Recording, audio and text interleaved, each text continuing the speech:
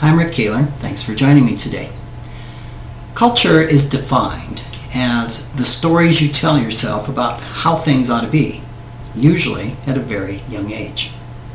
Now, this definition came from social anthropologist Dr. Jennifer James as she spoke to several hundred financial planners at the Financial Planning Association's annual retreat in Palm Springs, California. James's definition of culture is very similar to the idea of money scripts, which are the beliefs about money and how it works that a person typically develops during childhood. We assimilate our money scripts from a number of sources, including our parents, caretakers, siblings, teachers, and our society's culture. One example of a cultural money script, which James said is primarily found in the United States, is anyone can be a millionaire.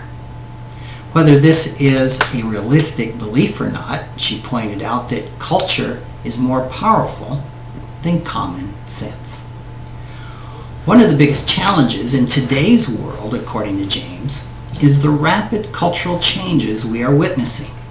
This is especially notable since culture is the last thing that we change, and it's the hardest thing to change, according to James. And I would agree with that changing our deep-seated cultural beliefs about money is remarkably difficult. Why are the stories we tell ourselves about money and finance and how it ought to work so much more powerful than financial reality? Why are they so hard to change? Well, we have to look no further than our current financial crisis to understand how difficult it is to change our money beliefs. It's common sense to spend more than one's income, or is it? Of course not. Yet, for the past decade, we've gone on a spending binge fueled by borrowing on credit cards and home equity loans.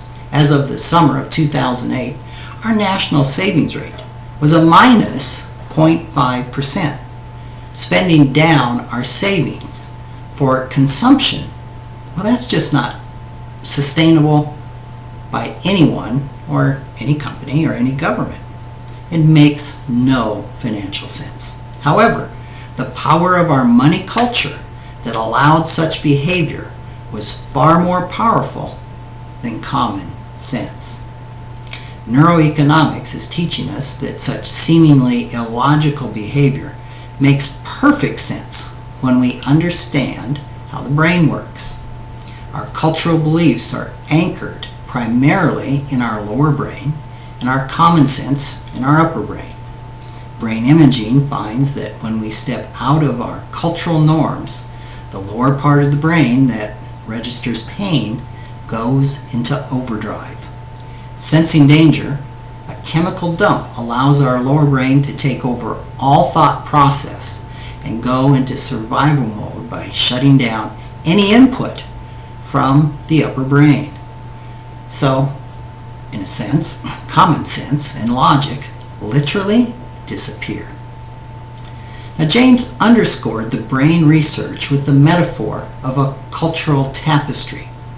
If someone starts tearing up your tapestry and you can't see what's being rewoven, you feel like you're in a moral void. When that happens, she says, we burn witches at stakes.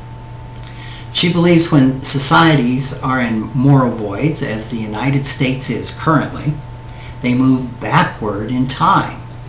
She thinks what we are seeing economically and politically is an attempt to return to feudalism rather than democracy.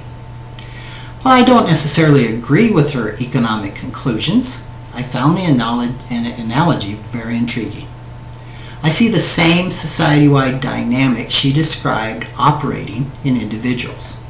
When someone's money tapestry is being torn up through job loss, overspending, market losses, shrinking revenues, etc., that person enters a moral void. The upper brain shuts down and the lower brain goes on autopilot. Financial decisions are made out of fear rather than logic and factual information. Changing the cultural response to financial crisis starts with changing our individual responses. My experience, as well as research from behavioral economists, suggests several steps to help make that change. I'll describe them in next week's video. Thanks for joining me.